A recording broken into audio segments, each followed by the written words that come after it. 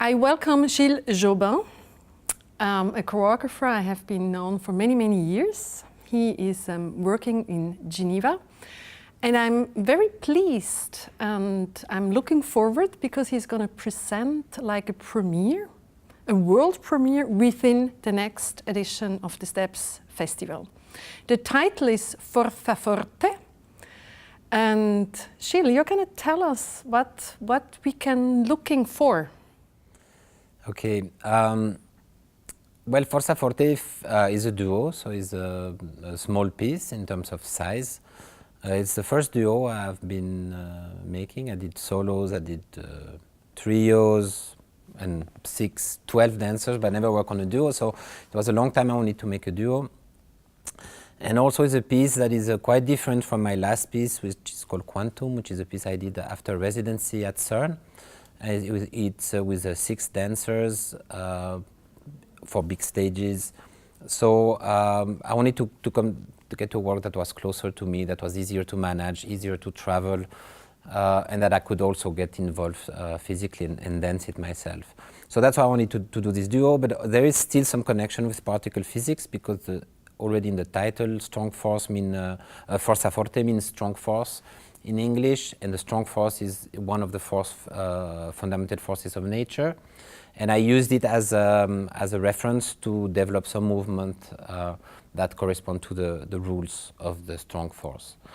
Yeah. And so this strong force, I think you explained it a little bit to me at another time. Could you repeat it again? What's the force it is? Yes, well, the strong force. It's relationship. When there is 4 forces, only 4 forces in nature. One is gravity, which is the only one that we feel. One is the weak force, which is responsible for atomic decay, which is complicated.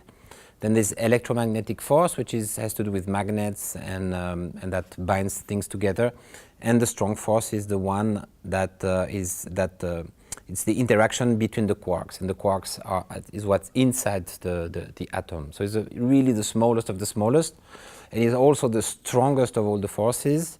And it has these very counterintuitive rules. The gravity, for instance, if you have a big planet and something coming, the closest this object will come to the planet, the more it will feel the force of gravity. Strong force is the contrary. When the quarks are very close together, they are very fluid and they can really move very freely. But when they move away from each other, they become really, really, really, really tense. And the force is so strong that you cannot break them apart. And if you could, then they would break apart and reconstitute out of the void. So I didn't know how to use this force when I was doing Quantum, and when I was thinking about the duo, that's when I realized that somehow you can make a similarity to what is a relation in a couple, because when you are really close together, things flows really well, and when you move apart from each other, things become more difficult. And if eventually you break out, then you probably will reconstitute another couple out of the void. So I thought that's a good, maybe that's one relation we can make with this force. But there's many different elements, I think, in the piece. In Forza Forte, there's also a different realities. Are you playing with different virtuality in this? There's different virtuality. Because we open the piece with is about a 10-minute duet, which is with the virtual images, but I pilot them myself live, so you can really see the body moving. So I'm moving all the time the position of the camera. Then we come on stage and we start to interact with each other.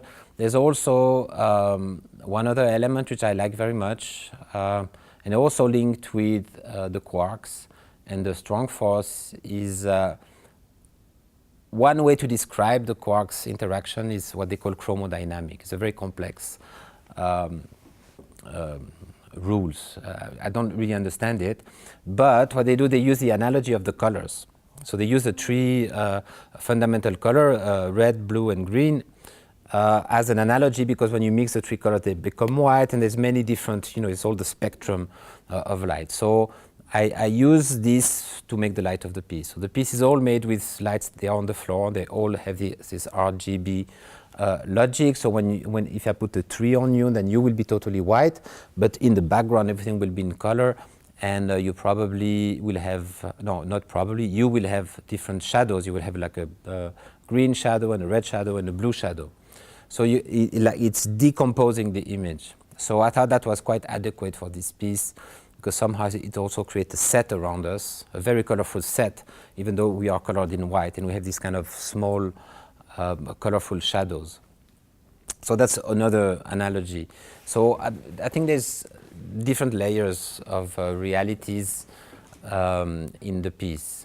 And also what, maybe what with the kind costumes. of costumes did you choose, and why? Well, there is. We are dressed as cowboys. We have cowboy boots, cowboy hats, cowboy shirt, and jeans at the beginning.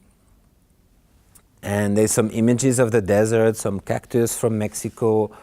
And this came out after a tour that we did in Mexico. We were in the desert, in this desert zone near Tijuana, and all this is really beautiful, by the way. Baja California is amazing, like huge cactuses.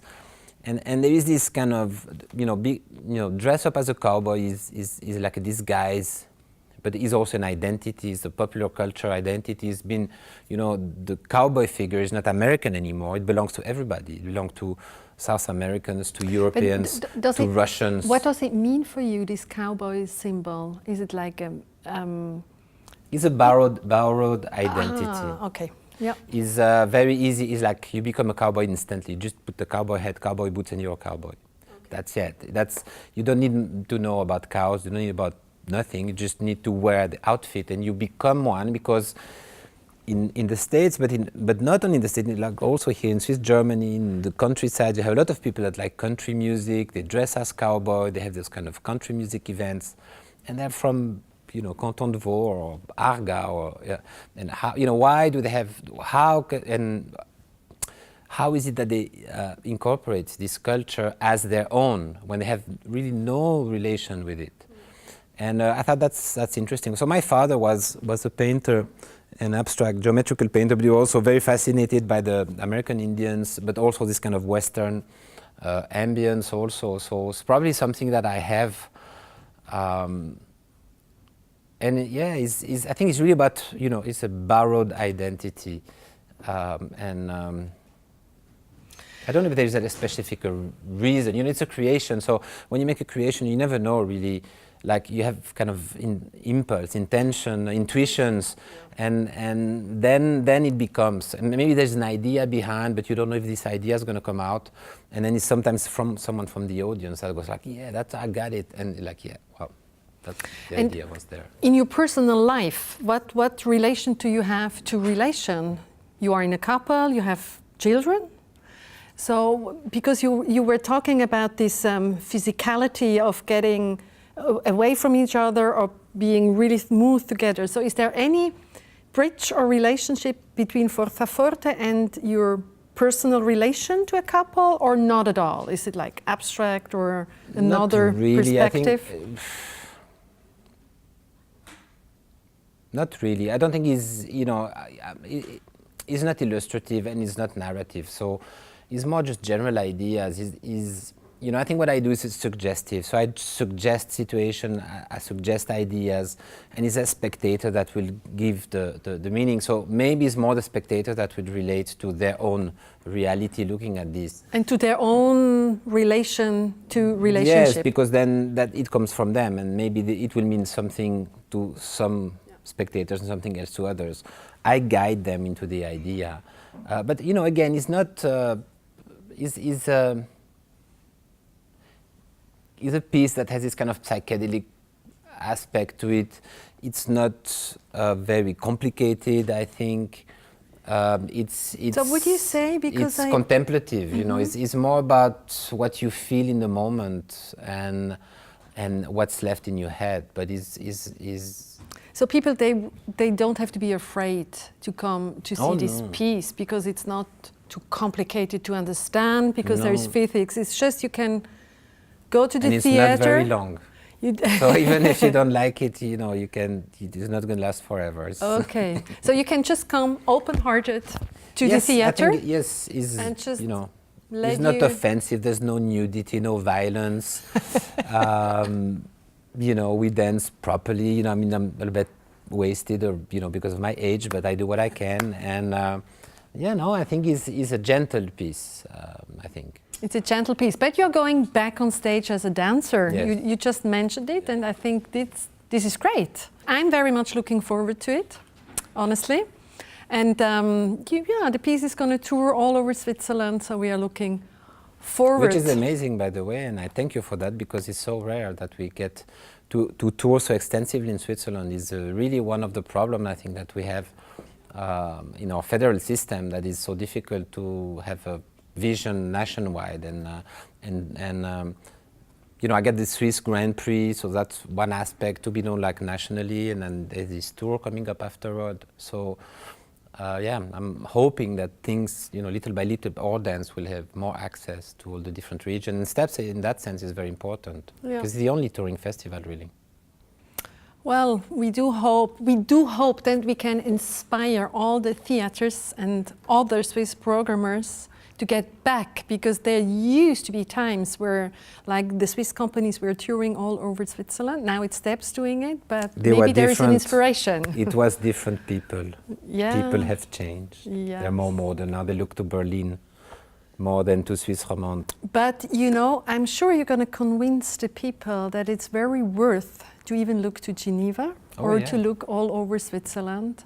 And we might inspire them. Thank you very much for this discussion, and toi toi toi for the tour.